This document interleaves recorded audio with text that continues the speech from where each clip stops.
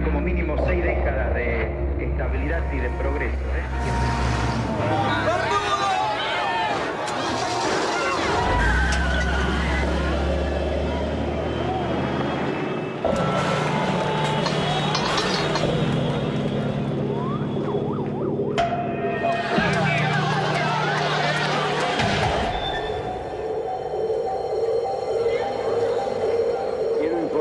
Que ante eso he decretado el estado de sitio en todo el territorio nacional. He informado al honorable Congreso. Nuestro país vive horas difíciles que muestran la culminación de un largo proceso de deterioro.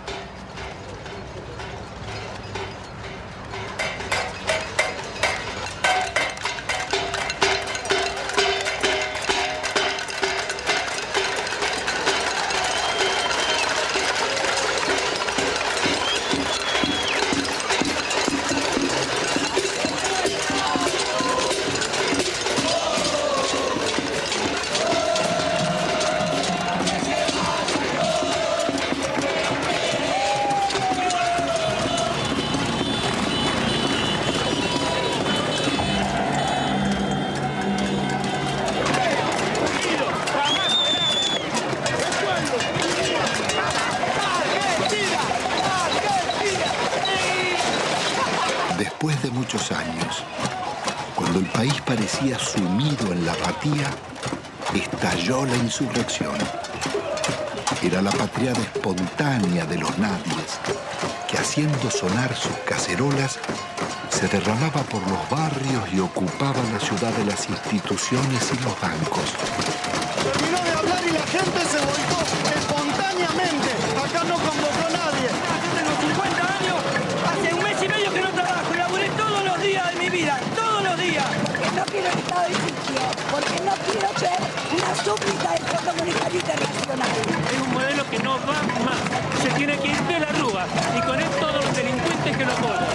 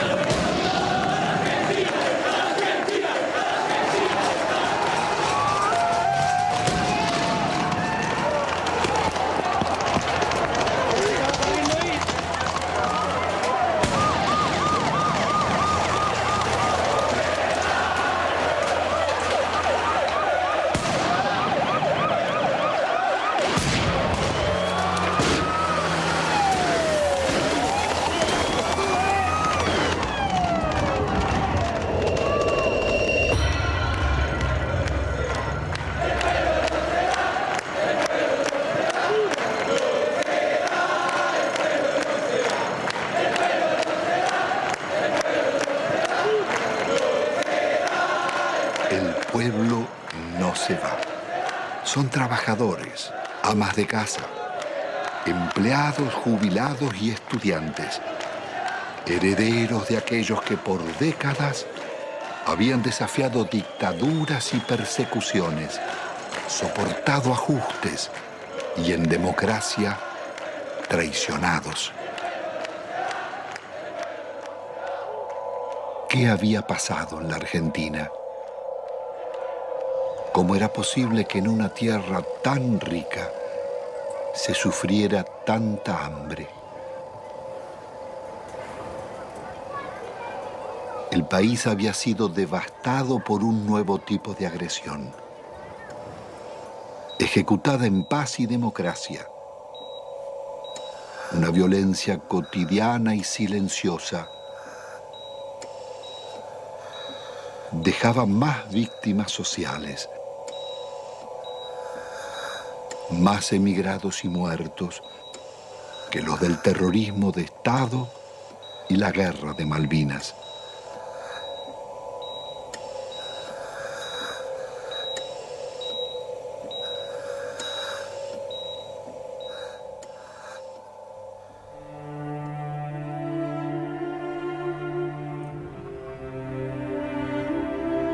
En casi 2 siglos de vida independiente, la deuda externa argentina ha sido una de las causas del empobrecimiento y la corrupción y uno de sus escandalosos conflictos. Desde el primer empréstito firmado por Rivadavia en 1824 con la banca inglesa Baring Brothers, la deuda serviría para fortalecer a sus socios argentinos, controlar finanzas y transferir recursos a las metrópolis. Desde entonces, la deuda externa estuvo ligada a los negocios y complicidades de casi todos los gobiernos, desde Mitre y Quintana a Menem y de la Rúa.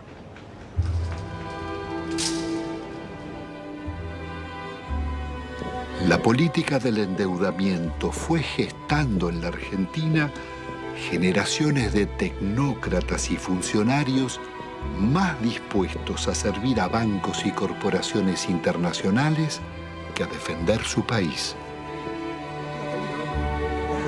Moldeados en Harvard o Chicago, Oxford o Buenos Aires, sus retratos decoran las galerías oficiales. Allí están colgados desde lobistas del siglo XIX, como Manuel García y Belaustegui, hasta los últimos directores de la banca pública, Pedro Pou, Macarrone y Colombo. Administradores de una deuda que había nacido en los años 70 con la dictadura militar. Hemos dado vuelta una hoja del intervencionismo estatizante y agobiante de la actividad. La deuda contemporánea se inicia en forma ilegítima con la dictadura militar. A pesar de que la justicia demostrara su origen fraudulento, la presión del establishment pudo más. Desde entonces, serviría para condicionar gobiernos y enajenar el patrimonio público. Es todo un símbolo que en el Salón de los Acuerdos luzca una estatuilla de Canning, regalada por el gobierno de Su Majestad en 1857 por el honorable reconocimiento de la deuda.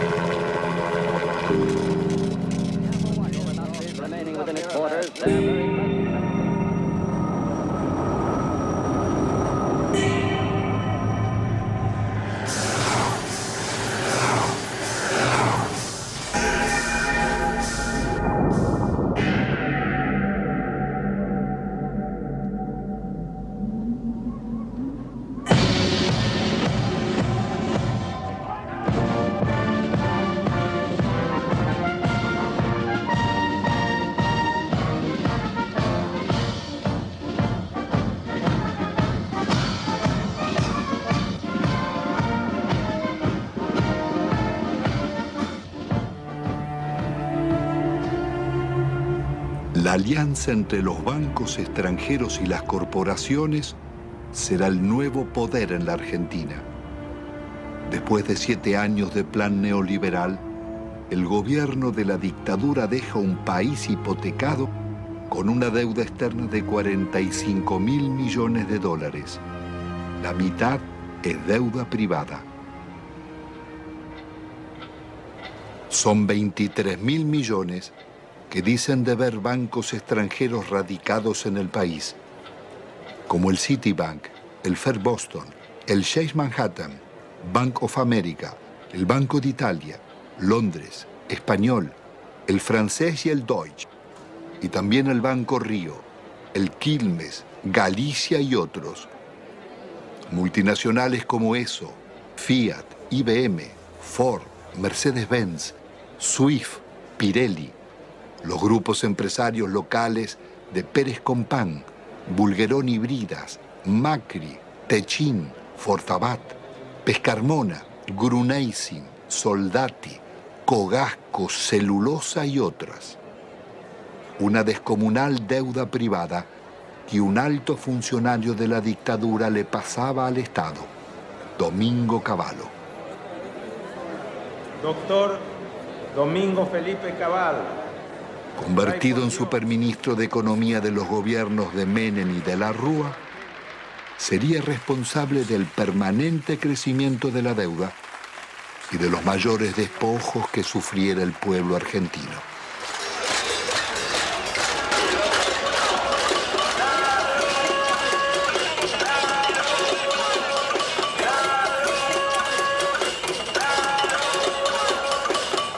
¿Qué me decías? La policía defiende a los ladrones, Pino Solano. Estamos en el reino del revés. Los ahorristas tienen que manifestarse pacíficamente en defensa de sus ahorros que han sido confiscados por el banco en complicidad con el gobierno nacional. El Estado debe salvaguardar los derechos de los ciudadanos, no debe robarlos.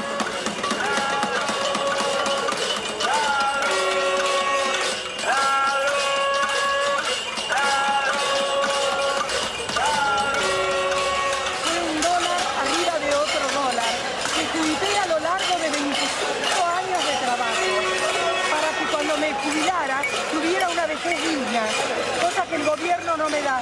¿Por qué no nos tratan los bancos como tratan a sus ahorristas en el exterior?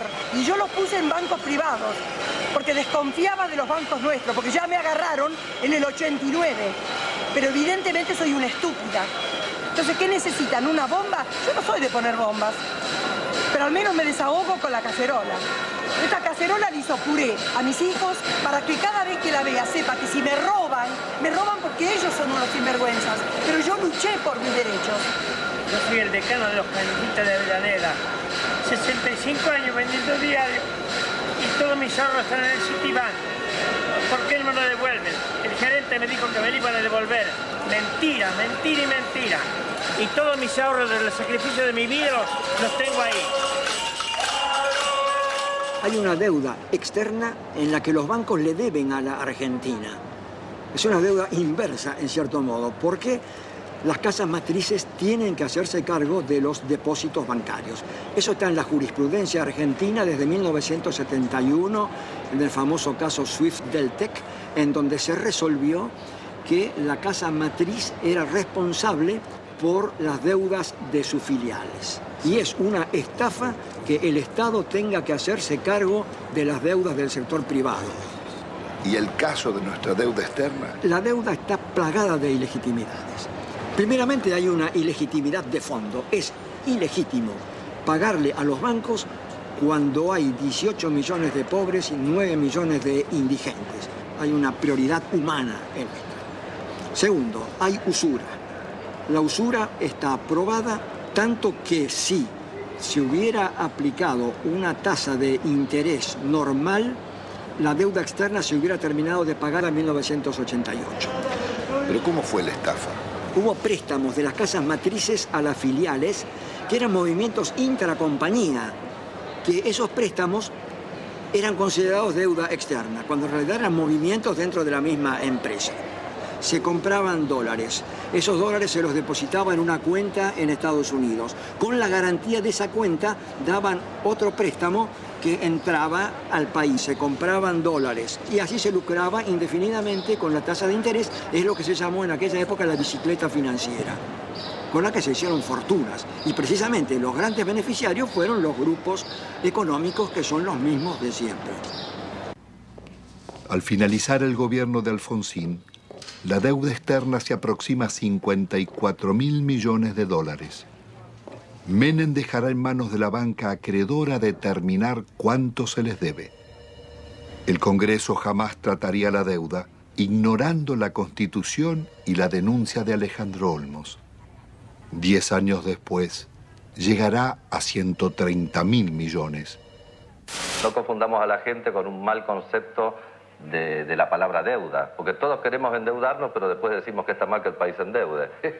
Cuando crece el crédito, porque hay alguna endeuda. Es bueno, la deuda es buena. Todos queremos darle crédito, todos hablamos que hay que darle crédito a la población, que está surgiendo el crédito hipotecario. Es bueno endeudarse, no es malo endeudarse. Se vuelve absolutamente pertinente una cosa que los norteamericanos inventaron hacia 1898 con la ocupación de Cuba. En ese momento había bancos españoles que le habían prestado a la autoridad colonial cubana. Los norteamericanos dijeron, si el pueblo de Cuba no ha sido beneficiado por estos préstamos, no hay deuda. En 1923, cuando un banco británico, entonces el Royal Bank of Canada, le prestó a un tiranuelo de Costa Rica que se llamaba Tinoco unas uvas que estos utilizaron para sí mismos. El Royal Bank of Canada pretendió que Costa Rica le pagara y se produjo un pleito y el árbitro resultó ser un expresidente de los Estados Unidos, el presidente William Taft. El presidente Taft resolvió el litigio diciendo hay deuda, pero hay una deuda privada y no una deuda pública, porque no hay deuda pública si no hay un público, el público como destinatario, como beneficiario. Son actos que de ningún modo han beneficiado al público, más bien todo lo contrario. Han hecho que la persona que compra en un supermercado y paga el IVA resulte el quien paga finalmente estas deudas privadas de grandes empresas, de grandes compañías o de gente en todo caso muy rica. No cabe duda de que la deuda privada irregularmente estatizada, ilícitamente estatizada por el doctor Cavallo, debe ser absolutamente revisado. ¿Cómo se llama esa teoría, doctor? Se llama teoría de la deuda odiosa. Una directora del Fondo Monetario Internacional, Karen Lissaker, representando a los Estados Unidos, dijo, si aplicáramos la teoría de la deuda odiosa, toda la deuda del tercer mundo se caería.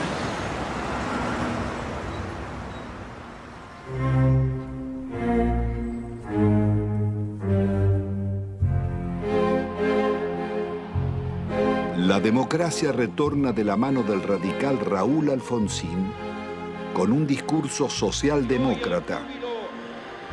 Promete defender los derechos humanos, dar batalla contra la pobreza y demostrar que con la democracia se estudia, se cura y se come. Al balcón del histórico Cabildo de la ciudad de Buenos Aires, el presidente de la República, la enorme responsabilidad de asegurar la democracia y el respeto por la dignidad del hombre en la tierra argentina.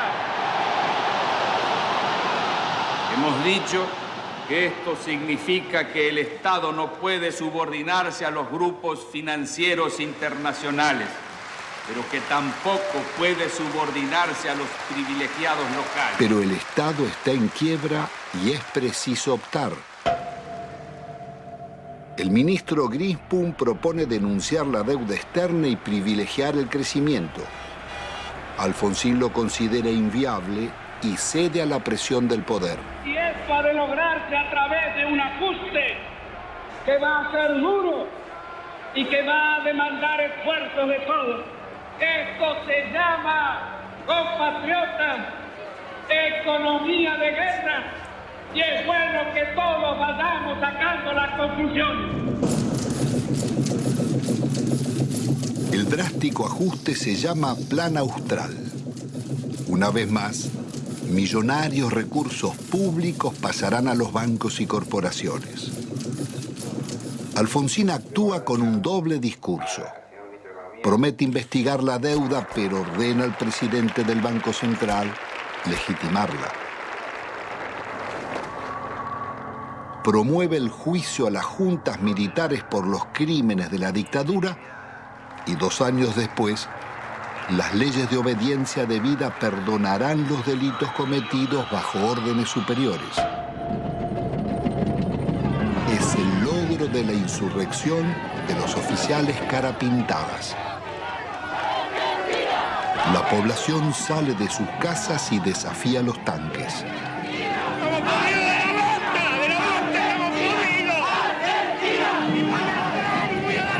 Alfonsín absolverá a los golpistas. Compatriotas, felices Pascuas.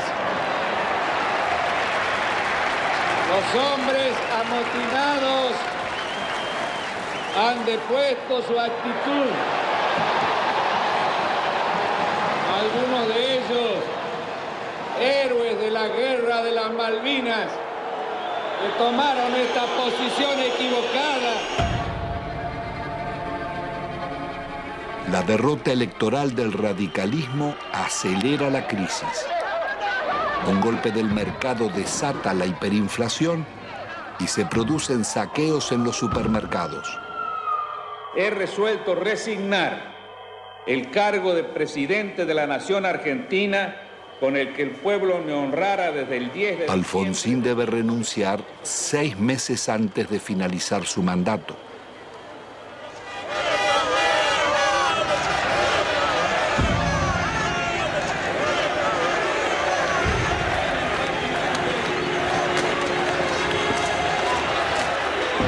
El justicialista Carlos Menem llega a la presidencia argentina después de haber gobernado varias veces la provincia de La Rioja, una de las más pobres del país. Su meteórico ascenso coincide con la caída del muro de Berlín y las ideas del consenso de Washington. De lenguaje franco y gesto de predicador, Menem promete revolución productiva y salariazo. Luce las patillas del viejo caudillo Facundo Quiroga, el tigre de los llanos.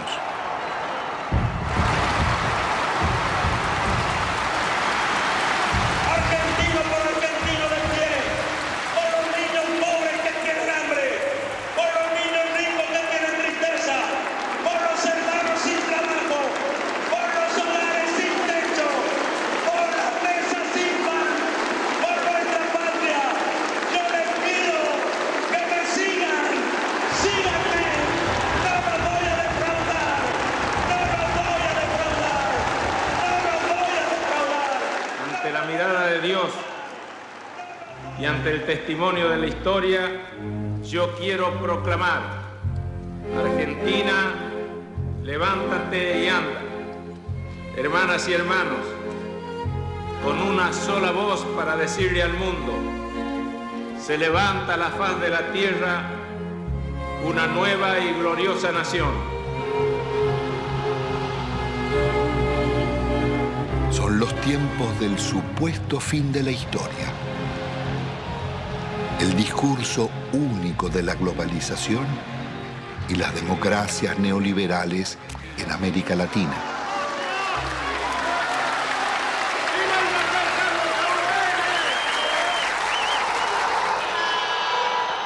Días después, abandona las patillas y promesas reformistas y traiciona a sus votantes. El programa de gobierno será el de la minoría liberal conservadora que lidera el exgolpista Álvaro Alzogaray. Hoy todo cambió y una nueva relación ha comenzado. También una nueva forma de vivir y de pensar. Aunque todos parezcamos los mismos, un cambio decisivo y fundamental se ha instalado entre nosotros. Y es un hecho de justicia histórica que este cambio lo realice un presidente justicialista, cerrando así el ciclo que comenzó hace 40 años. Jamás nadie como Menem había osado llevar la traición como bandera, ni ejecutar con tanto cinismo acciones contra la nación.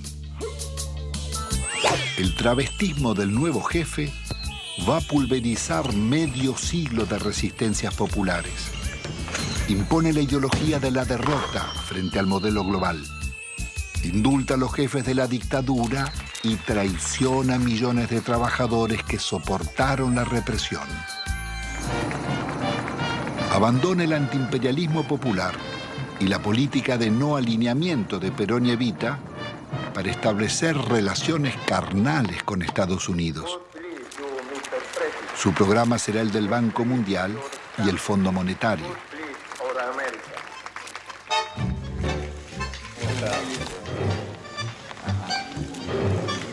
Pero la traición no fue solo la de Menem. Buena parte de la dirigencia político-sindical tiró por la borda una vida de resistencias. Muchos se sentaron en la mesa del arreglo y optaron por indemnizaciones. Otros se convirtieron en socios del millonario festín de las privatizaciones.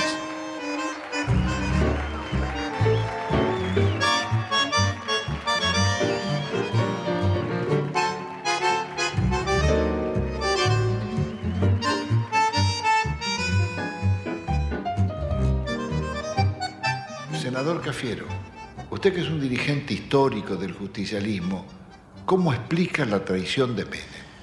Bueno, eso sucede y no sucede raramente, sucede con bastante frecuencia en la vida política de todas las naciones. Hay un librito chiquito francés que se llama El elogio de la traición, donde se demuestra o se dice que es absolutamente intrínseco a la política la traición. Es decir, usted para llegar tiene que mentir, porque si usted dice lo que realmente piensa, la gente no lo va a votar. Y creo que eso se aplicó en la Argentina. Se aplicó siempre, pero con mucha mayor intensidad, admitámoslo, durante los gobiernos de Menem. Él mismo ha dicho que si hubiera dicho lo que él pensaba hacer, no lo hubieran votado. Entonces, dividió, a mi juicio, en una actitud que no guarda mucha correspondencia con la ética política. Pero esta es la realidad que vivimos. Después cambiaron ciertos parámetros internacionales, y bueno, y el modelo se fue agotando. Se fue agotando. ¿Cómo interpreta usted la existencia de una real mafiocracia? Poder económico, los bancos y la clase política. En eso, Pino,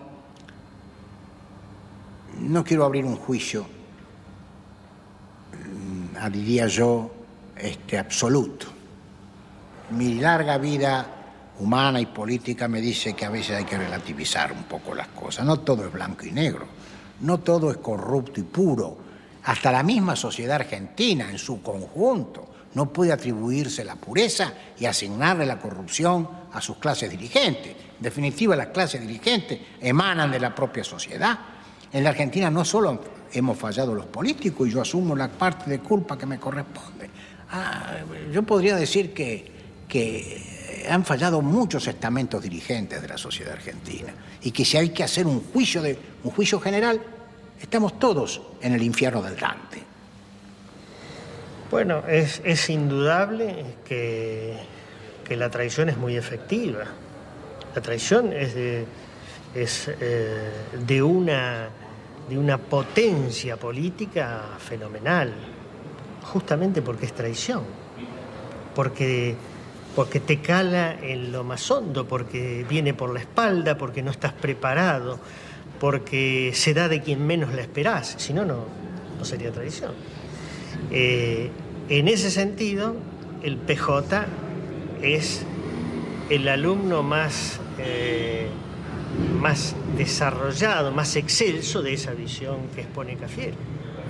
Yo no tengo duda que si a esta sociedad le ofreces a votar San Martín o el Hombre Araña, elige a San Martín. Ahora, si le das a elegir entre el Hombre Araña y el Caballero Rojo, después la solución no se la podemos adjudicar a la sociedad. Entonces, sociedad con escaso protagonismo. Partido que defeccione de sus ideas históricas y se pone al servicio del enemigo. Movimiento obrero reducido, achicado por la desindustrialización y copado por los traidores. La justicia disciplinada a esas transformaciones que se iban a realizar. La oposición con escaso margen de maniobra. El resultado concreto.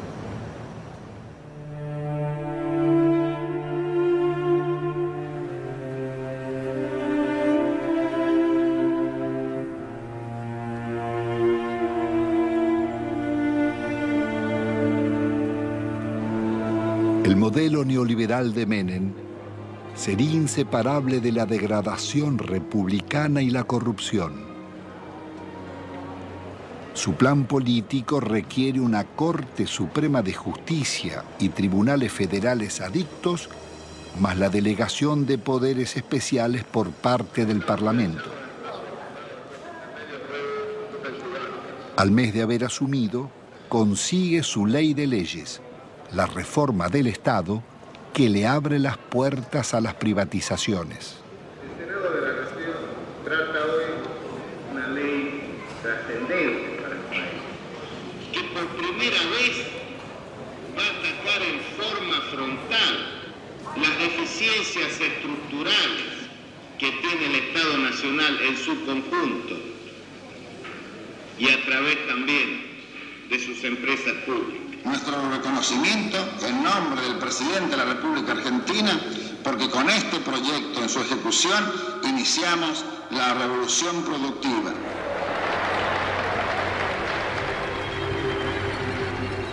Fue un verdadero ataque a la democracia la forma en que este Parlamento trató las leyes en la era menemista. Le otorgó al Poder Ejecutivo facultades extraordinarias, poderes omnímodos, la suma del poder público. Y las delegaciones le posibilitaban al Poder Ejecutivo privatizar todas las empresas del Estado, sin inventario, sin balance, sin certificar si realmente la explotación de las empresas arrojaban ganancias o arrojaban pérdidas. Significó ni más ni menos que la votación, un verdadero apoyo al saqueo de los bienes del Estado. ¿Y quiénes la votaron? La votaron los justicialistas, la honorable complacencia radical, lo tengo muy presente, al Chacho Jarolaski ordenando a muchos de sus legisladores que se retiraran del recinto para que el justicialismo pudiera aprobar estas leyes. Pocas veces se van a dar tantos factores para que una minoría tome el poder sin tirar una bomba, como lo hicieron, sin disparar un solo tiro. Esto surge claramente en la participación de Álvaro Sogaray en el tema de la ley de reforma del Estado. El instrumento que le está dando el poder a Menem, un poder absoluto, dictatorial, un poder que no tenía Videla, que no tuvo Videla. Se lo estaba diciendo a todos al Sogaray. Le decía a los propios justicialistas que estaban participando de un capítulo extraordinario. Por primera vez iban a tener el poder, no importa si los votos eran del pueblo o votos peronistas, ese poder lo iban a tener los mismos que proscribieron, los mismos que fusilaron, los que masacraron. Eso es lo que estaba diciendo Álvaro Sogaray. ¿Hasta dónde? Es un límite. ¿Qué cosas eran capaces de hacer? Bueno, esto y más. Es más, siguieron haciéndolo. Porque acá hubo denuncias sobre la privatización de YPF. Hubo denuncias. El diputado Luis Adi dijo que en el Senado habían pagado una coima de $8 millones. Después se corrigió en la misma sesión. De los 130 diputados presentes, 114 votaron por la afirmativa. Bien por la negativa, una abstención. No podemos más que felicitarnos de estos diputados que han dado el quórum, que han hecho funcionar la Cámara, pero creo que hoy es un día de júbilo, hoy es un día de festejo para la Argentina, que desde hoy el petróleo pasa a ser de las provincias, YPF pasa a ser una empresa que cotiza en bolsa, que va a tener inversión privada, y el dinero que de esto surja es de los jubilados. Miles de millones de dólares pasan del patrimonio del Estado a los jubilados. Las bellas palabras escondían algunos de los actos más infames que el Parlamento haya cometido. Con sobornos y falsos diputados fueron votadas las privatizaciones de YPF y Gas del Estado, las dos mayores compañías argentinas. no solo el país perdía las empresas que más habían invertido en su industria, sino que los jubilados y trabajadores serían estafados. La oposición no bastó para impedirla. Diputados disidentes del justicialismo formarían el Grupo de los Ocho. Reformar el Estado no es privatizar. En un país en emergencia no se puede empezar despidiendo trabajadores. Otras voces opositoras al despojo de la petrolera fueron amenazadas o agredidas. En mayo del 91, por ratificar ante la justicia las denuncias contra Menem y el remate de YPF, fui víctima de un atentado con 6 tiros en las piernas. La corrupción de Menem es una locura, la privatización de YPF. Es un robo fenomenal lo que está. ¿Cómo no va a haber corrupción si surge de los hechos? Surge de las privatizaciones. ¿Cuáles son los estados patrimoniales de los hombres que votaron esto? Me refiero a los que conducían. Hay que verlos. Uno no ha visto acá pagar, abrir portafolios y pagar dólares. Uno no lo ha visto. Sin embargo, no está desmentido. De modo que cuando existen consultoras, cuando hay tanto dinero para ganar más dinero, cuando hay negocios mientras la sociedad está distraída, mientras existían los hombres que pregonaban las conveniencias de que las empresas del Estado pasaran, o nos olvidamos de Neusta. Y tenían alto rating. No solamente los políticos, En este cambio tenemos que incluirnos también los periodistas, los medios de comunicación. ¿Hasta cuándo vamos a aguantar tantas estupideces? Instrumentos extraordinarios como la televisión y la radio en manos de idiotas para generar pueblos idiotas. ¿Hasta cuándo?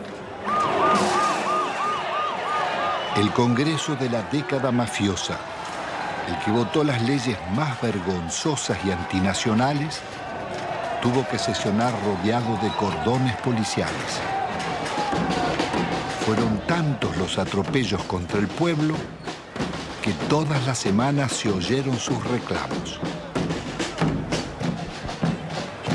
Llegaban jubilados, maestros, empleados estatales, estudiantes, obreros y desocupados de todos los gremios.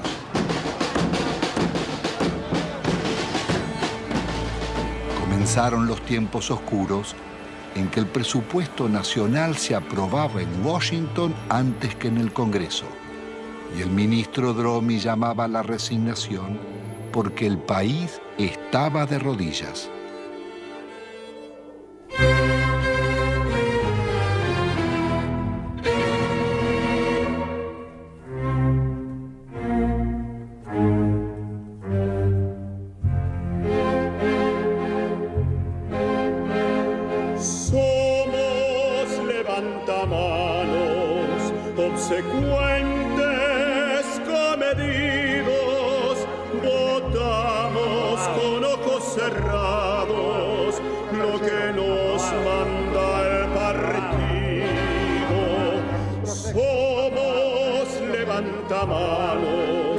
Legislamos con olvido y al votante traicionamos a pesar de los silbidos.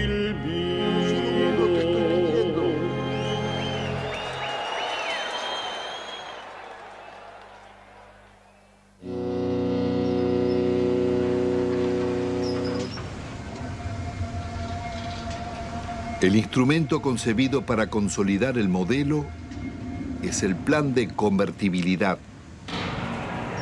Abre las importaciones e impone por ley una mentira. Un peso vale $1.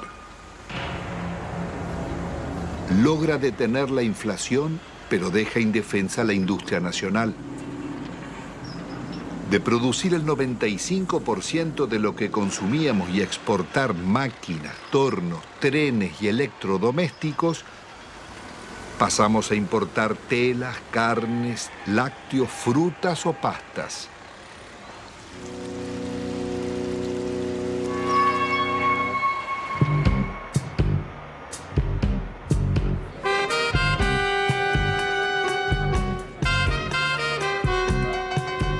país se dolariza. Todo podía pagarse en pesos o en dólares. Pero con inflación cero, las tarjetas de créditos y los bancos cobraban intereses usurarios del 50% anual, cuando en Estados Unidos y Europa eran del 7%. La fiesta del dólar a un peso impidió competir a comerciantes y empresarios llevándolos a la quiebra. Desaparecerían miles de industrias y talleres, textil, metalúrgica, autopartista, manufacturas domésticas y muchas otras.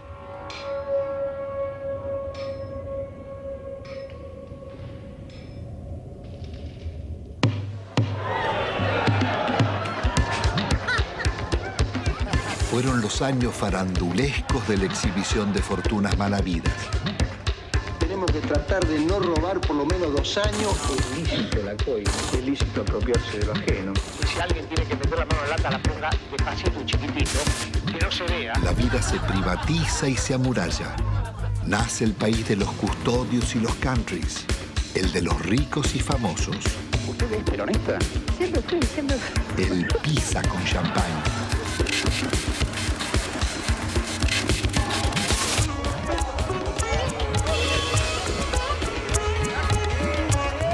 Tocar YPF, tocar el petróleo en Argentina era tocar a la madre, era lastimar a Gardel, era ofender la bandera. El petróleo bajo la tierra no le sirve a nadie, a ninguno. Esto pasa cuando no usas la camisa. Yo creo que todos tenemos derecho a una cuota de frivolidad de cuando en cuando. De gran seductor que usted tiene, ¿si le molesta un poco? No, todo lo contrario, me ayuda.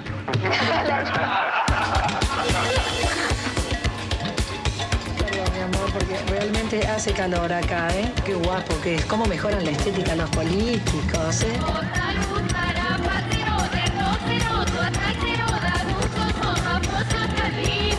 Estoy apasionado por este modelo económico, que es mentira, que produzca más pobres, que lo fabrique. Hace muchos años que vivimos acá y siempre esperamos promesas de los políticos, que más o menos los que todos conocemos acá, los encargados de la zona, nunca, pero nunca hicieron nada por nosotros. Acá nosotros, los vecinos que han tomado la iniciativa de cortar la ruta, por lo menos los encargados tomen conciencia de la realidad que nosotros vivimos. Los chicos no pueden ir al colegio. Cuando hay un enfermo al fondo, no puede salir porque no puede entrar la ambulancia, no puede andar un coche. Nosotros queremos vivir dignamente, como merecemos. Somos gente pobre, somos gente humilde. Nosotros no queremos comprar ilusiones. Que nos vengan a nosotros con un asadito, con una ropita, con una botita para los chicos. Y nosotros queríamos que ese rollo se entube. Había todo el dinero, todo lo necesario, pero el dinero que hicieron se lo llevaron ellos. Nos robaron. Si ponemos a hablar de robar, ellos fueron los artífices, digamos, los que enseñaron al pueblo a robar. Ya no pasamos a ser solamente la maestra que antes enseñaba, sino para ser el contenedor social en la escuela. La mamá que te viene a pedir si tenés un par de zapatillas que te sobre de tus nenes, de enfrentar a la misma comunidad cuando tenemos el problema de la inundación. Somos centro de evacuación, pero albergamos a nuestros propios alumnos porque la tormenta le voló las chapas, porque no tienen dónde dormir. El chico está pendiente de lo que está pasando en la casa o pendiente de que terminan de repartir la leche y es el primero ir a la cocina para llevarse los sándwiches que quedan. No lográs captar un minuto su atención porque está pensando en otra cosa. Y a veces se te desmayan. O sea, se te desmayan y le preguntás, bueno, ¿qué comiste anoche? O ¿qué tomaste esta mañana? Y una sopita, te dicen, un té. Y se te desmayan, es muy frecuente. Nosotros ya estamos acostumbrados. Pero te da bronca, te da bronca.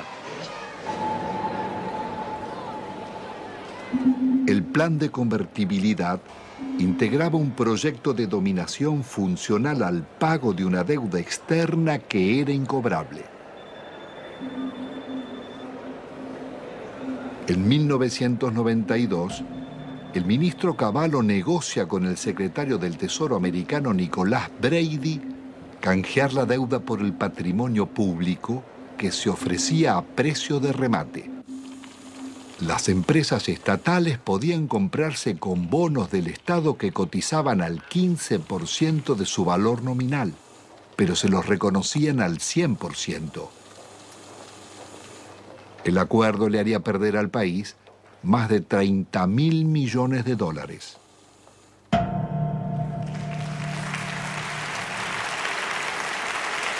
El gobierno de la Nación Argentina cumplimenta esta noche 7 cabalísticas privatizaciones, 7 sectores estratégicos del quehacer nacional.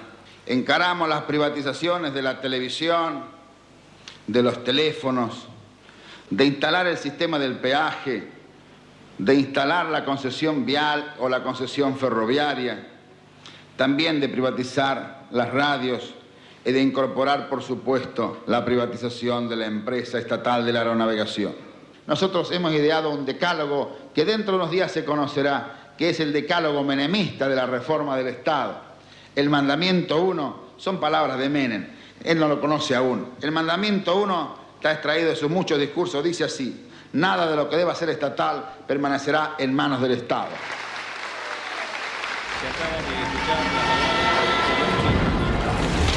Nada quedó en pie. No importaba qué eran ni cuánto valían, ni cómo o por qué debían venderse.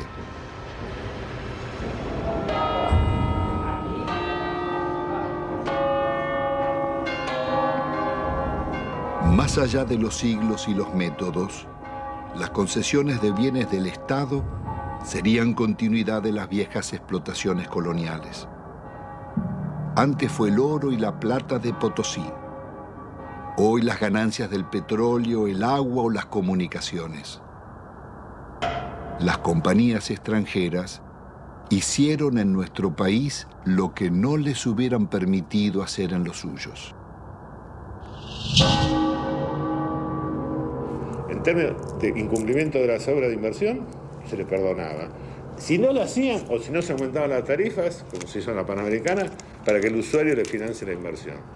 No se les exigió capital propio. A mayor riesgo, mayor ganancia.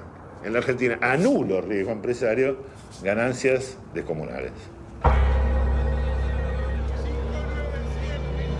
Duplicó o triplicó en dólares la tarifa. Apenas 26, o sea, el 13% de ese total, se llevaron casi el 60% de estas utilidades. Telecom en la Argentina, una utilidad media en todo el periodo del 15%, Telefónica del 16%. Las 10 operadoras internacionales más importantes del mundo, entre las cuales están Telefónica y Telecom, rentabilidad promedio 5,4. Estas mismas empresas que acá son tan rentables son públicas en sus países de origen. Las empresas argentinas se vendieron sin deudas. El Estado se hizo cargo de 150.000 despidos exigidos por los concesionarios. Las principales inversiones vinieron de España y Francia. Entel se vendió por la quinta parte de su valor a Telefónica y Telecom. La endeudaron por 6.000 millones de dólares. Aerolíneas Argentinas daba beneficios y tenía 37 aviones. Fueron hipotecados por Iberia para comprarla. Aerolíneas terminó vaciada. La empresa de agua fue tomada por un consorcio europeo liderado por las compañías Suez y Vivendi. La endeudaron en 8 veces su capital, obtuvieron rentas excepcionales y no realizaron las obras convenidas. 800.000 personas quedaron sin agua potable y 1 millón sin cloacas.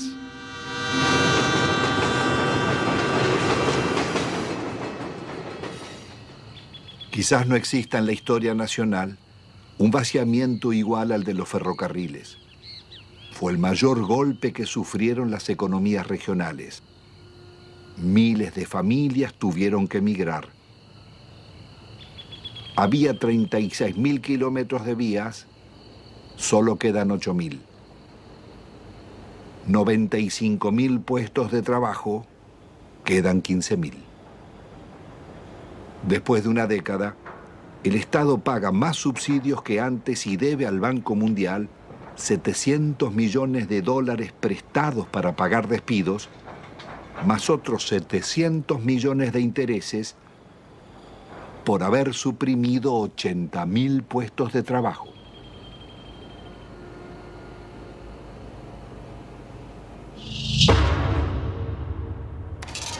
Cuando se hicieron las privatizaciones, no había subsidio para nadie, al contrario, el argumento para privatizar ferrocarriles fue el déficit. Hoy están subsidiados hidrovías, los ferrocarriles, los concesionarios viales. La magnitud del subsidio recibido por las rutas nacionales fueron 1.100 millones de dólares. Y dejaron de pagar 980 millones de dólares de canon. O sea, se robaron 2.000 millones de dólares. Deben pagar un canon por el uso económico de un bien público nuestro como sociedad. Ninguno pagó el canon. ¿Quién no pagó?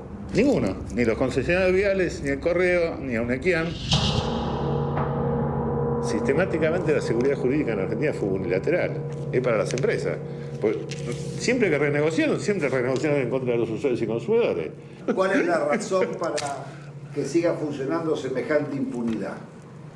La política. Y los negocios políticos y los acuerdos políticos. Las privatizaciones se hicieron a la medida de las corporaciones. La patria contratista financió todas las campañas electorales, todos los gobiernos, todos los golpes de Estado y realizaron todas las obras públicas.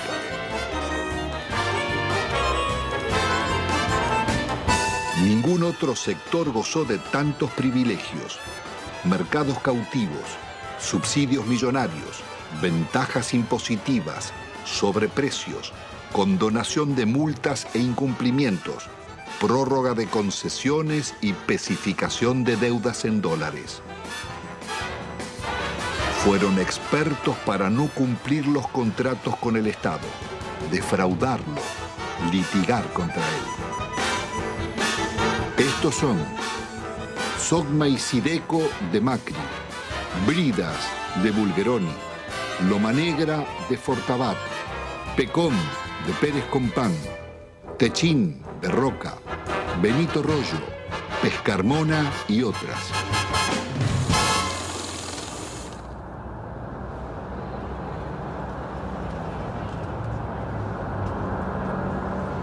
La desocupación estalló como una epidemia contagiando la sociedad entera.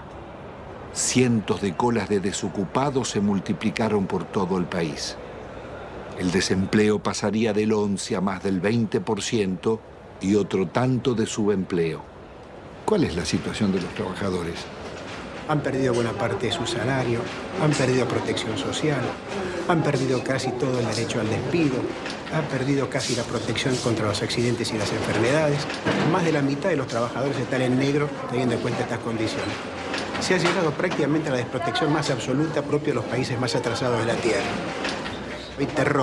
Hay terror a resistir, hay terror al despido, hay terror a que mañana no tenga ninguna posibilidad de tener algo. Por eso se admite la rebaja salarial, por eso se admite el empeoramiento de las condiciones de trabajo, por eso se admite trabajar en condiciones de insalubridad. Se admite todo porque hoy perder el trabajo significa la nada, significa engrosar el ejército de mendigos, el ejército de aquellos que están fuera del sistema. Es terrible porque la situación lleva a depresiones. En el país latinoamericano que tuvo los más avanzados derechos sociales, decenas de miles de necesitados acuden a la iglesia de San Cayetano, patrono del trabajo, pidiendo ayuda. Gracias al Señor nuestro Dios. Es justo y...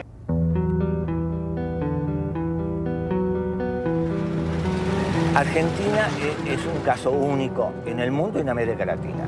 No se conoce un país que haya entregado su gas y su petróleo sin haber perdido una guerra. Hay que pensar que fue una verdadera traición al país de una clase dirigente. México, Brasil y Venezuela no privatizaron en absoluto su petróleo.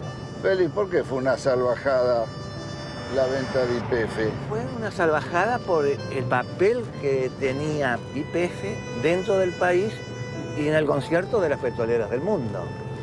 Uno tiene que recordar que cuando Mosconi constituyó la primera empresa estatal del mundo, YPF, se tomó el concepto de que el petróleo es un bien estratégico y la venta de los combustibles un servicio público de interés nacional. Cuando subía el precio internacional, YPF mantenía bajos precios en función de sus costos y no del precio internacional. Yacimientos Petrolíferos Fiscales fue creada en 1923 bajo la dirección del general Mosconi. En 1907 se había descubierto crudo en la Patagonia. A pesar de sus detractores, la industria petrolera pudo desarrollarse sin depender del capital externo, siendo un modelo para América Latina. Fue tan exitosa su expansión que recaudaba tanto como la provincia de Buenos Aires y detectó reservas por $200.000 millones. Fue una salvajada por la cantidad de ilícitos que cometieron para privatizarla. Si se aplicara la ley de hidrocarburos, la mayor parte de las concesiones caen. Argentina podría reconstruir rápidamente una petrolera estatal. Si aplicaran hoy con decisión política la ley de hidrocarburos. Las áreas estratégicas donde más habíamos invertido las concedieron por 25 años por lo que esos pozos producían en 9 meses.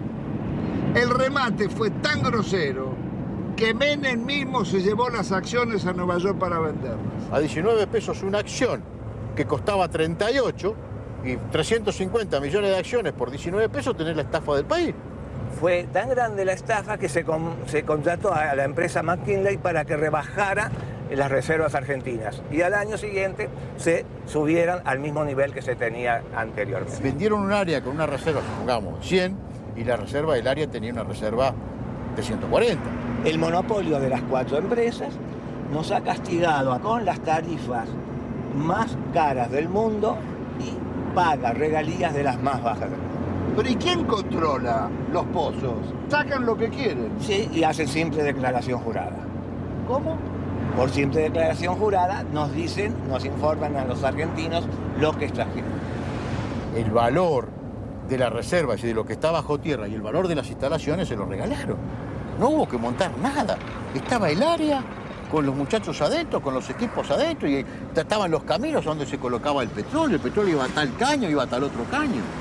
Toda la que está era la excelente infraestructura que habían tenido las empresas del Estado, especialmente YPF. Si acá no se construyó nada porque las empresas del Estado, tan castigadas, trabajaban con un horizonte de un planeamiento para los próximos 20 años, cosa que se olvidó. Están disfrutando de eso. Si están viviendo del crédito que le dejaron las empresas del Estado en cuanto significa bienes de infraestructura, petroleros y gasíferos. Esta es la realidad de la Argentina. Tampoco se comprendería el desarrollo industrial argentino ni la Patagonia sin la acción de YPF. Había desarrollado gasoductos, acerías, caminos y usinas e hizo nacer decenas de ciudades promoviendo el progreso social de sus poblaciones. Ahí estaban, entre otras, Comodoro Rivadavia, Caleta Olivia, Cutralcó y Plaza Huíncul, que fuera el primer campamento petrolero de la provincia de Neuquén. Bueno, todo esto que está desolado, que está tapiado, que está abandonado prácticamente, era lo que era Campamento 1 y este sector era la administración, el corazón de YPF. Y esto a partir de la privatización, la gente se comienza a ir porque tiene que buscar otros medios de vida, por eso se producen los abandonos de los hogares, digamos, se buscan otros horizontes. ¿Se ganaba bien? No, si los sueldos eran, no teníamos ningún problema. No había problema de salario acá, de necesidades. Nunca nos faltaba un peso a nosotros. Lo que pasó fue un crimen, un asesinato. Esto es impensable. Nadie podía imaginarse que podría suceder una cosa de esta. Las privatizaciones, acá por lo menos en la zona, se hicieron prácticamente sin inventario. Acá había un montón de elementos que había dejado YPF que desaparecieron. Grandes motores, por ejemplo, vehículos de rezago, material nuevo, trépanos, herramientas, ropa. Había muchísimas cosas que no estaban inventariadas y nadie sabe dónde fueron a parar. Acá se puede desarmar un galpón que nadie sabe dónde está, ni cómo está, ni por qué está. Bueno, esto es lo que queda de la empresa PEXE, que fue formada por el sindicato petrolero SUPE, para que los trabajadores de alguna forma hacerle creer de que iban a ser empresarios. La empresa presenta quiebra, hay sueldo, plata que nos deben. Eso contaba con la complicidad de la gente del SUPE que sabía de todo esto. Ellos conocían muy bien el desmantelamiento que se estaba haciendo de YPF.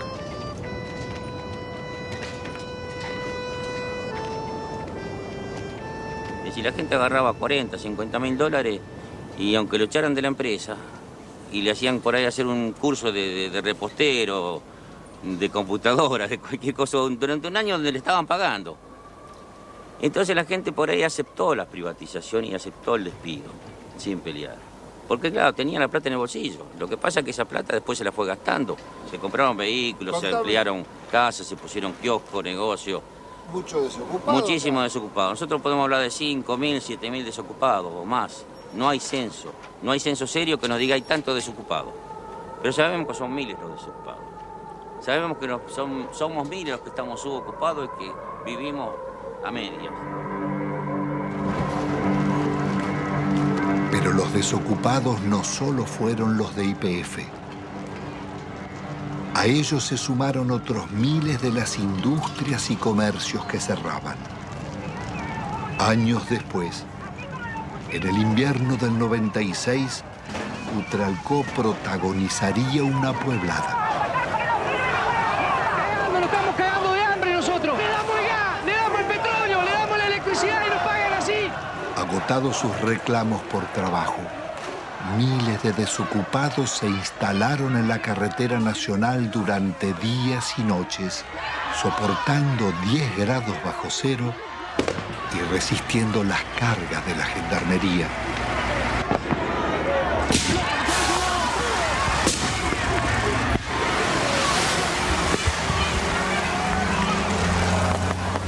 Con una victoria, estaban haciendo el movimiento piquetero y su primer corte de ruta. Me retiro del lugar y las fuerzas que vinieron conmigo también. La jueza ordenaba el retiro de la gendarmería. ¡El pueblo ganó! ¡El pueblo!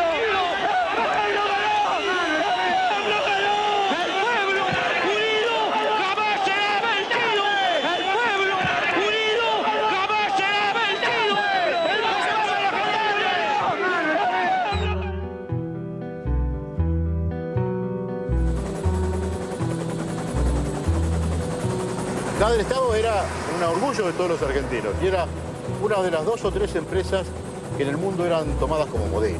¿Por qué, Gustavo? Porque tenía un manejo de desarrollo gasífero en un país muy especial, con los yacimientos muy lejos, que era prácticamente un relojito. Entonces la copiaban los europeos y la copiaban incluso alguna empresa norteamericana. Y además porque en 50 años de trabajo había incorporado 5 millones de argentinos a disfrutar del gas natural. Y en 90 años anteriores que estaban las compañías británicas, solamente había 300.000 argentinos con un gas importado muy caro. Petrobras había tasado a gas del Estado en 25.000 millones de dólares. Nosotros, con la tasación de consultores internacionales, la vendimos en 2.500 millones de dólares. 10 veces menos. 10 veces menos. 10 veces menos. La acción depredadora de Repsol en la región fue tan grande que la comunidad mapuche llevó sus denuncias a los organismos internacionales. Bueno, acá nos encontramos en el lugar donde un integrante de la comunidad construyó su vivienda y que bueno, no la pudo habitar porque cuando hizo el pozo de agua para sacar agua se encontró que no tenía agua, no había agua pura, sino que lo que encontró fue gasolina. Este es el caño que puso mi papá en el año 95, supuestamente para sacar agua, para el consumo y para para sembrar algo. Y ahora ustedes van a ver qué fue lo que sacó. Sacó gasolina. Les voy a mostrar que es totalmente pura. Estamos a 7 años de la descontaminación que supuestamente debió hacer Repsol acá, y lo que sacamos no es agua justamente, es casi nafta súper.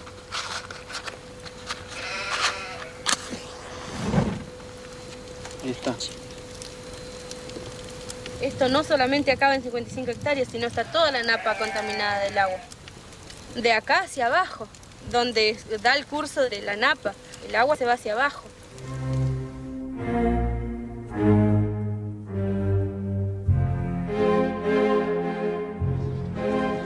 Carlos Menem pacta con Alfonsín su reelección a cambio de una reforma constitucional donde se incluyen nuevos estatutos y un tercer senador por la minoría que favorece al radicalismo. El Pacto de Olivos o Pacto del Bipartidismo se realiza sin consulta ni debate, de espaldas a la ciudadanía para garantizar la continuidad del modelo. La reforma viene a legitimar a Menem, que ha promulgado más de 300 decretos leyes, 10 veces más que en toda la historia nacional. Vaciados los partidos de propuestas de cambio y participación, poco quedó en el radicalismo y el justicialismo de sus causas fundantes. Se fueron transformando en organizaciones para el reparto de cargos públicos. Una corporación de profesionales que no reconoce ideologías y atraviesa transversalmente casi todos los partidos, sin otra lealtad que a sus privilegios.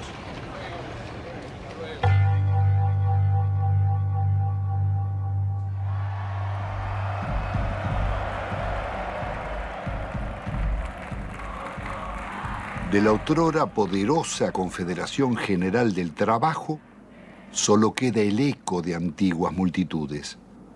Su asociación fervorosa con Menem terminaría vaciando los gremios de trabajadores.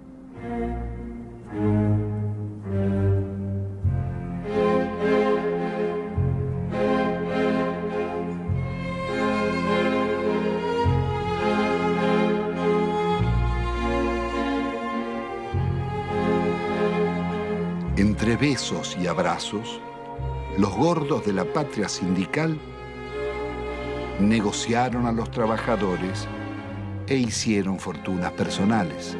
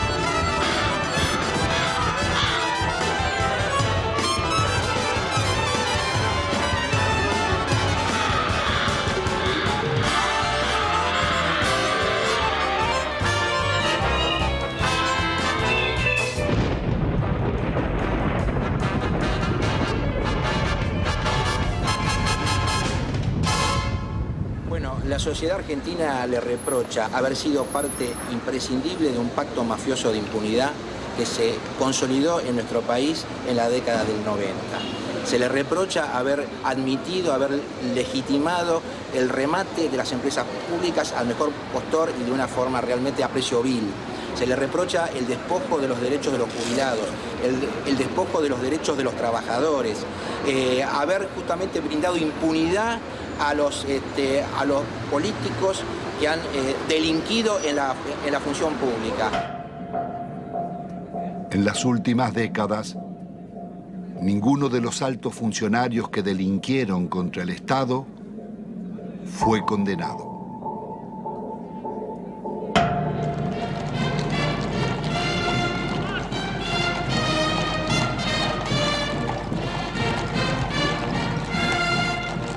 Al amparo de una justicia dicta, la asociación espuria entre la corporación político-sindical y el poder económico-financiero consolidará la mafiocracia. Desempeñar con lealtad y patriotismo el cargo. Señores, menuda tarea es la de conducir la marcha de un país, sobre todo en los tiempos difíciles y complejos del mundo actual, cuando términos como patria, bien común, moralidad, respeto al otro y amistad social se encuentran en baja o desmonetizados.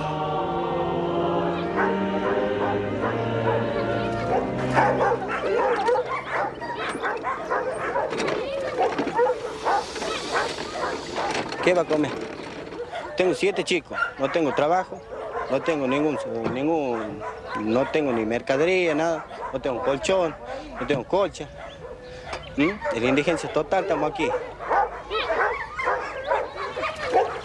se puede estar acá.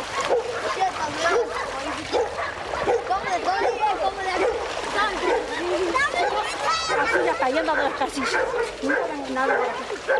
No me pase y ve. ¡Chica! No las condiciones que yo estoy viendo. Mire cómo se me ha mojado todo. No tenemos ayuda de nada. No sé, se creerá que somos perros, no sé qué se creerán que son los hijos de nosotros. A mí jamás me han ayudado con nada. Yo no tengo ningún plan, a mí no me dan ningún plan. No me pagan nada, no tengo nada. A mi chiquita les doy de comer polenta, hervido, eso les doy de comer. O mate cocido, porque no tengo. Es la verdad, no tengo. Usted mismo ve, se me moja todo porque no tengo con qué me dan una casilla.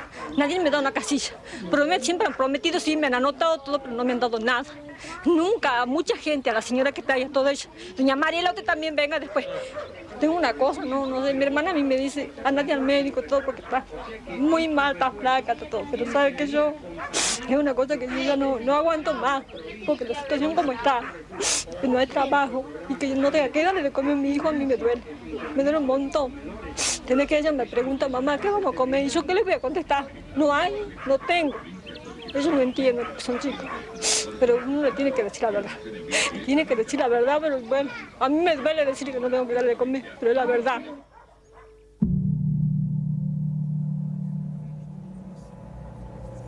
La mafiocracia une empresarios con políticos y magistrados, traficantes con funcionarios, sindicalistas y comunicadores. Fueron tan hondas las complicidades como hipócrita su accionar. Sí, yo presidí la comisión de lavado de dinero que mostró de qué manera todo el dinero negro proveniente de narcotráfico, corrupción y evasión era sacado de Argentina. Iba por empresas máscaras, básicamente constituidas en Uruguay, por eso el sistema uruguayo era de alguna manera el brazo ejecutor de la salida, de ahí una banca de corresponsalía en Estados Unidos o en Suiza. Sí, nosotros investigamos al Citibank, investigamos al Credit Suisse, al Dresdner Bank, al JP Morgan. Es decir, ellos tenían en Argentina el centro de sus operaciones sucias, a través del Citibank, el Banco República y el Federal Bank de Moneta. Llegó a manejar el 60% de los medios de comunicación social de la Argentina. Además, de los medios de comunicación, por ejemplo, canales por cable, Telefe, Azul Televisión, Radio Continental, Editorial Atlántida, torneos de competencias y distintos canales por cable del interior, Cablevisión, además de ser el controlante del paquete accionario de Telefónica de Argentina. Así que no solamente eran los medios de comunicación, sino las telecomunicaciones en Argentina. Obviamente con una fuerte llegada al poder político y sobre todo a la Suprema Corte. Recordemos el famoso fallo de la Suprema Corte para habilitar el rebalanceo de tarifas telefónicas que benefició a Telecom y a Telefónica de la competencia internacional. Y que sospechosamente en esta investigación que realizamos en Estados Unidos, uno de los miembros de la Corte, el primo hermano del abogado de Moneta, terminó con un depósito de $800.000 hecho en el Citibank de Nueva York. ¿En cuánto se calcula el vaciamiento o el giro por las comisiones de las privatizaciones? Entre 5.000 y 10.000 millones de dólares. ¿Y quiénes son los responsables? Hay 3 personajes centrales, Cavallo, Menem y Cohen. Es decir, en el periodo de los últimos 10 años. Y un banco lavador, el Banco General de Negocios. Ahora, también detectamos nosotros coimas pagadas al gobierno de Alfonsín, básicamente al Banco Central de la República Argentina, por parte del BCCI, un banco lavador de narcotráfico que después financió el 80% de la campaña de Menem. Queda clara la complicidad entre la clase política, el narcotráfico y finalmente la política también de exacción. El saqueo de fondos públicos a través de retornos y sobreprecios fue norma en las contrataciones del Estado. Se calcula que más de un 20% de la inversión pública se diluyó en comisiones. El ministro Manzano, aludiendo al presidente, diría: robo para la corona.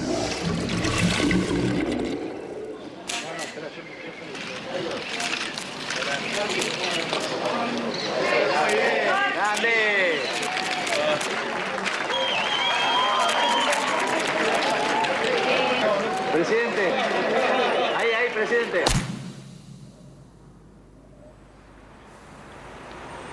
Uno de los mayores focos de corrupción fue el PAMI, Obra Social de los Jubilados. La oscura trama delictiva de contrataciones con empresas pertenecientes a funcionarios sobrevivió varios gobiernos.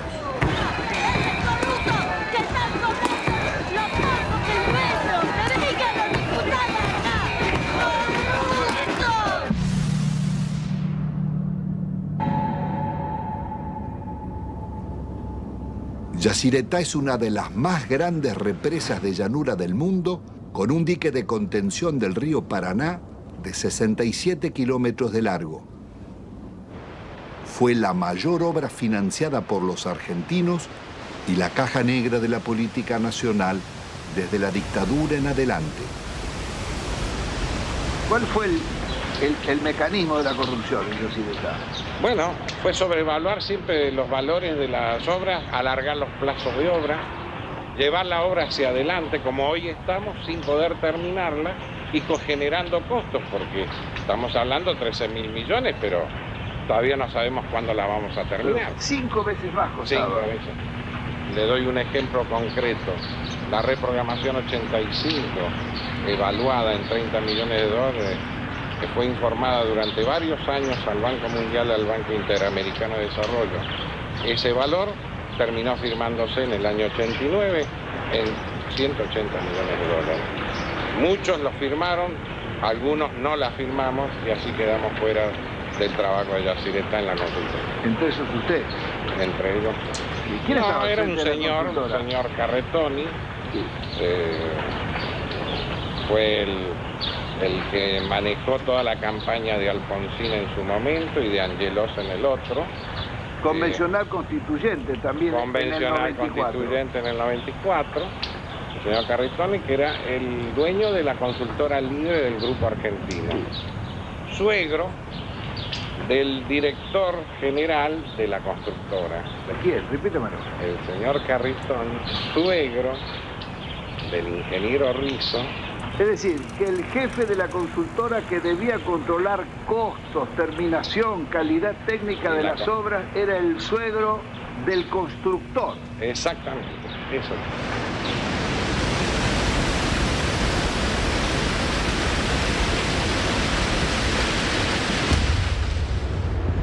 La Argentina enviaba armas rumbo a Ecuador en guerra con Perú, en momentos en que la Argentina era garante de la paz entre Ecuador y Perú. Violábamos también con armas hacia Croacia y hacia Bosnia, violábamos la disposición de Naciones Unidas para esta maniobra, fabricaciones militares, conducción del ejército argentino, fábrica militar de Río Tercero, por donde pasaron la mayor cantidad de armas que venían desde el norte argentino con zona liberada. ¿Qué se hizo? Se voló la fábrica militar de Río Tercero con 7 muertos argentinos.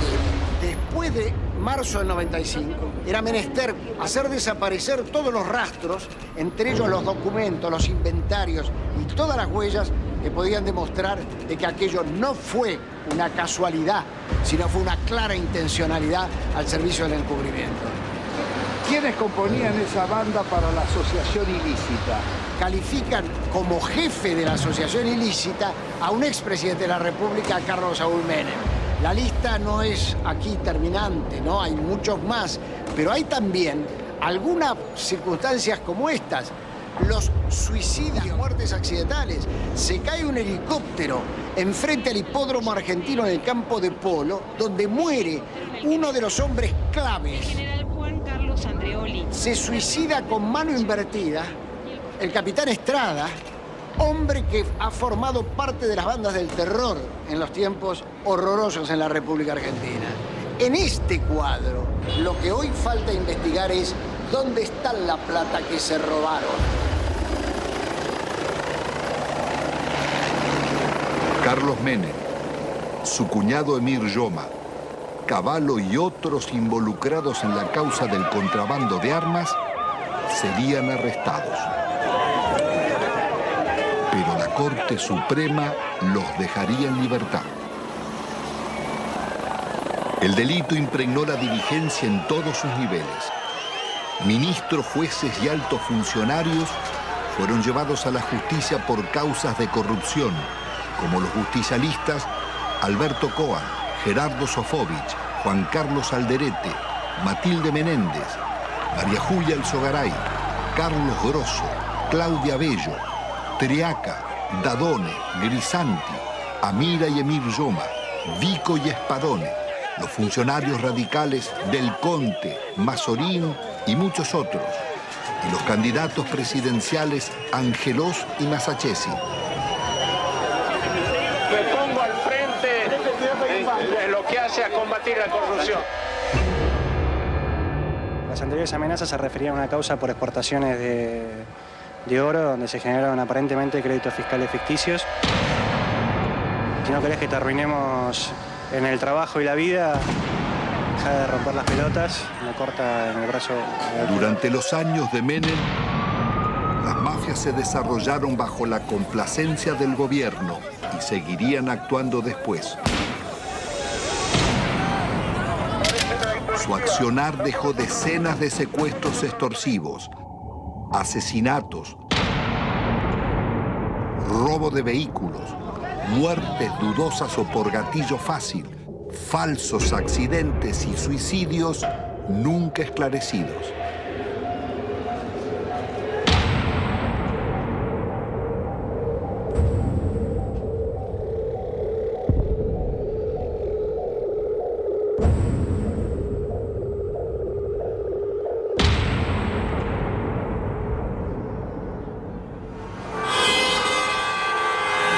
En la Argentina de los grupos mafiosos, la campaña mediática de la Alianza promete trabajo y lucha contra la corrupción, respetando el modelo económico y la deuda externa. Integrada por el Partido Radical y el Frente de Centroizquierda Frepaso, propone investigar a funcionarios, pero sin tocar la macrocorrupción de las privatizaciones ni el despojo financiero del país. Fernando de la Rúa y Carlos Álvarez derrotan al candidato justicialista Eduardo Duhalde. El nuevo gobierno continuará con las políticas recesivas del Fondo Monetario. ¡De la Rúa! ¡Arriba de la Rúa! Una vez más, el mandato de la ciudadanía será traicionado. Rebaja de salarios públicos y aumento de impuestos.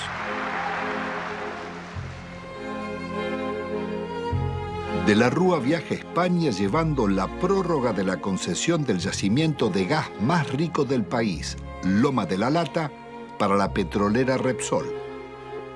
Una riqueza de 50.000 millones de dólares que es entregada, violando la ley, por solo 300 millones. El gobierno soborna al Senado para votar la ley de flexibilización laboral. El vicepresidente Álvarez no cuestiona la ley, sino el soborno, y pide investigar. Presento mi renuncia indeclinable al cargo de vicepresidente de la Nación, para no perjudicar al presidente ni alterar la vida institucional. Álvarez abandona a sus votantes y promueve el regreso de Cavallo. Ungido superministro, renegocia la deuda externa. La operación llamada Megacanje es otra gran estafa que le costará al país 55.000 millones de dólares. El milagro argentino terminó en una catástrofe social.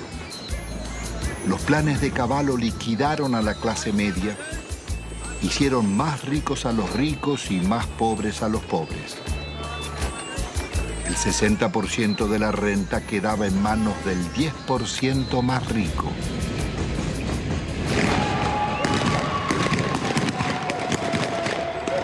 Está padeciendo la gente tiene hambre, somos guerrilleros, mira la hambre que tenemos. De la Rúa opta por la represión. 2 jóvenes desocupados son asesinados en Corrientes al desalojar un puente. Otros 3 piqueteros baleados en Salta y Jujuy. Jamás un presidente constitucional había dejado tantos muertos en tan poco tiempo.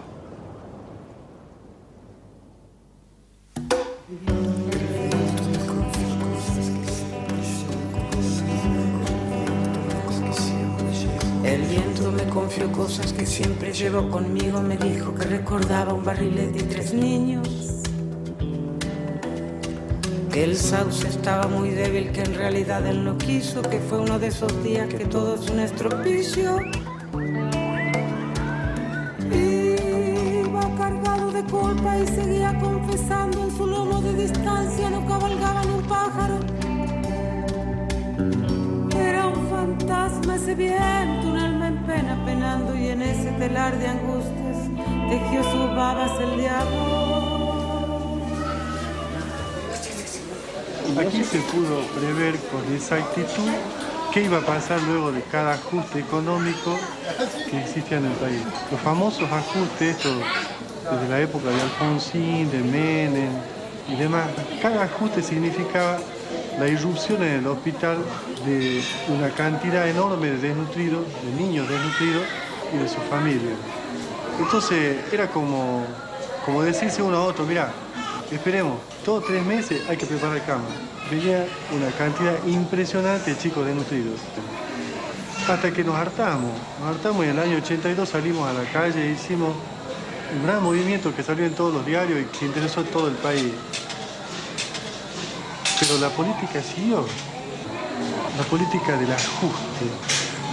Cada ajuste era una puñalada en el corazón para un médico que venía aquí porque sabía que después de ese ajuste, 3, 4, 5, 6 meses más, los chicos que nacían en ese periodo no iban a comer. Entonces íbamos a tener esta cantidad de chicos y de ahí nació este documento que nosotros hicimos hace poco que dice, otros toman las decisiones, nosotros lo vemos morir.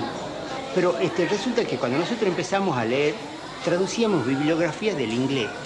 Entonces nosotros veíamos cómo se solucionaba, cómo le arreglábamos los líquidos, cómo le arreglábamos las sales, cómo le arreglábamos las proteínas. Y después ya, viendo que cada vez era más y que nos sobrepasaba, empezamos a leer otras cosas. Hasta llegamos a leer un libro argentino, Juan P. Garrahan, no sé si le suena. Dice, la desnutrición no es una enfermedad socioeconómica y cultural que se soluciona poniendo a trabajar a todos los factores de la nación. Nos dice que le vamos a dar alimento, que le vamos a todos los factores de la nación. Y ahí explotó todo, ahí ya nos dimos cuenta. ¿Y qué hacemos nosotros con el desnutrido mandándolo a la casa? ¿Qué hace la nación? Claro, le damos un enfoque cientificista. Claro. Pero este último año fue una explosión atómica. Nosotros teníamos 18% de chicos desnutridos en el hospital, pasó a prácticamente el 80% de chicos desnutridos en el hospital.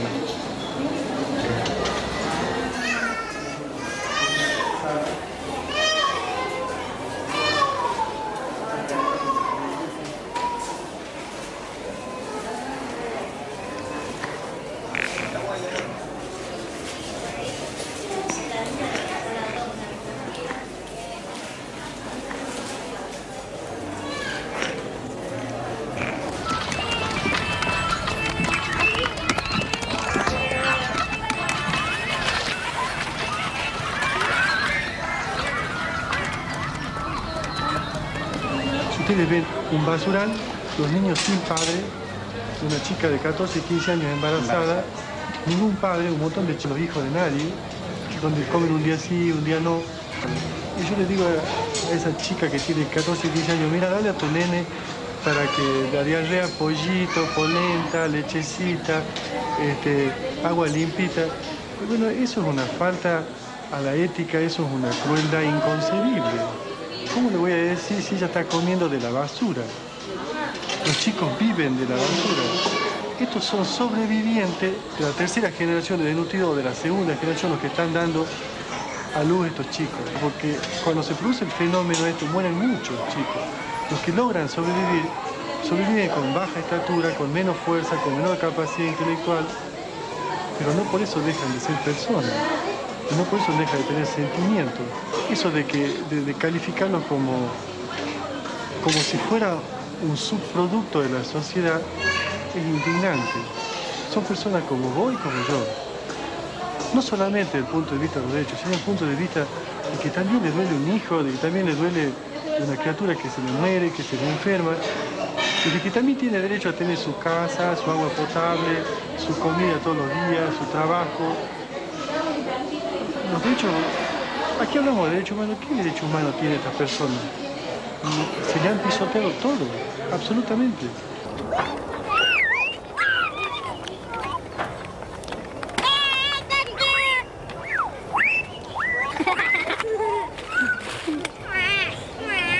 La idea que yo percibo es de que algún sector de la sociedad se está queriendo deshacer de estas personas. Molestan a ese sector de la sociedad. ¿Y cuál es ese sector de la sociedad? Han identificado el que se llevó todo. 90% de indigentes, 10% que lo tienen todo. No sé qué modelo, esto no es un modelo, esto es una cosa que yo tengo 54 años y es siempre lo mismo. La historia es ajustemos. El que vino no sabía ajustar y sigamos ajustando. Y se cagan todo. Y los chicos se los va corriendo como de la mesa y caen abajo y no comen más. Lo que no se quiere ver del país, que es la gente que nace, vive y muere sin documentos, sin estar registrada, la otra Argentina, la oculta, con los que están incluidos y los excluidos. Porque con los excluidos ya no nos interesa ni rescatarlo, que no se reproduzcan, ponerle glue, esterilizarlo, sacarlo de circulación. Todavía nadie se animó a decir no mostrarlo.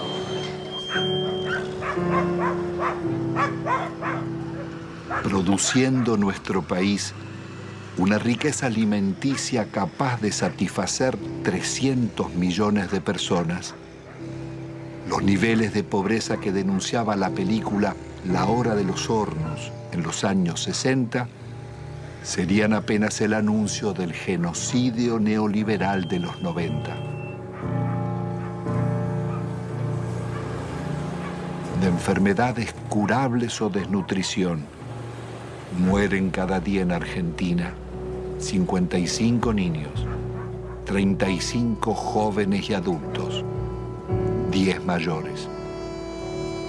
Un promedio de 35.000 personas por año.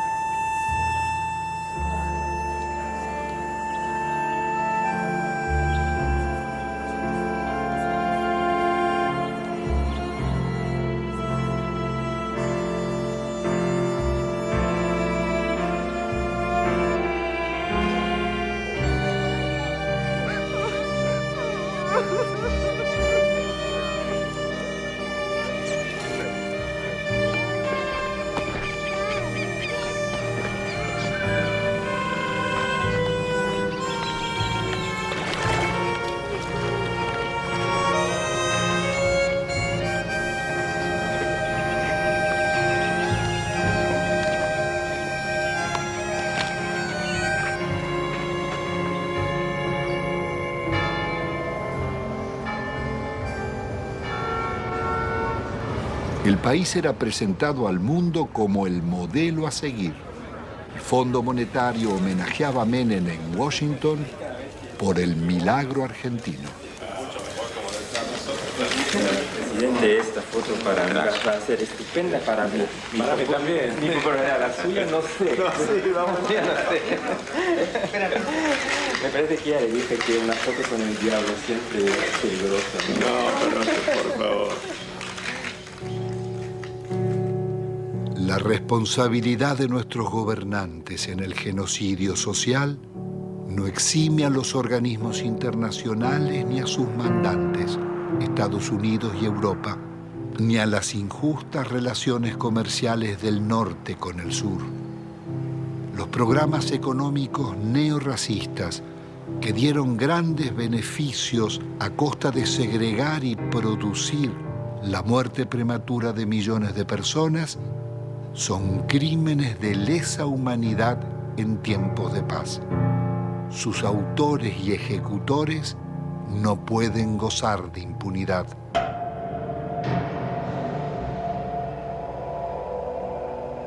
Después de un cuarto de siglo, el balance económico es devastador. La deuda estatal y privada pasó de 7.800 a cerca de 170.000 millones de dólares, pero se ha pagado en concepto de servicios casi otro tanto y 150.000 millones se han fugado al exterior. Argentina ha perdido otros 150.000 millones por los subsidios agrícolas en Europa y Estados Unidos. Desde 1999, el crecimiento será cero y el país marcha hacia la devaluación y la cesación de pagos.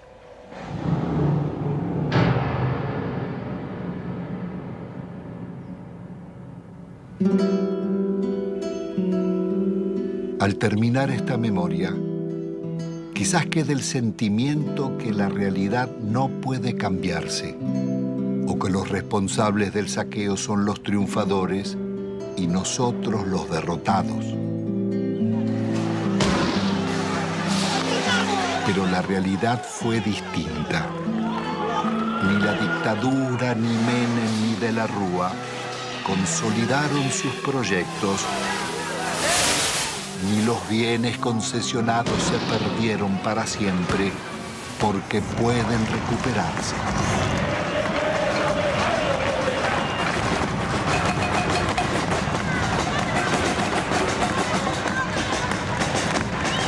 El modelo neoliberal terminó en una hecatombe.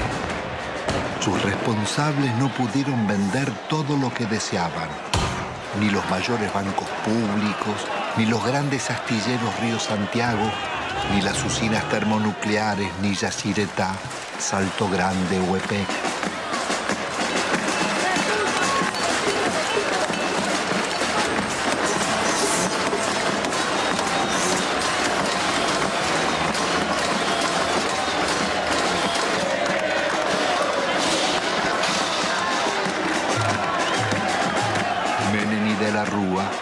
Tampoco pudieron imponer la salida represiva, ni acallar las marchas del silencio ante los crímenes mafiosos y el gatillo fácil, ni frenar la permanente acción de las madres, abuelas e hijos de desaparecidos.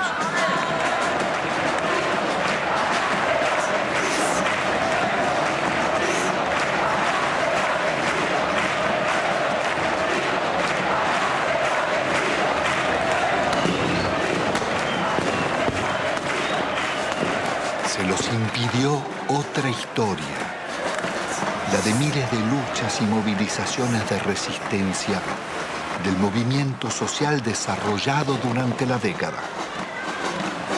Organizaciones territoriales, piqueteros, comedores y asambleas barriales, ocupaciones de tierras y asentamientos, la Gran Marcha Federal y cientos de otras marchas y paros nacionales.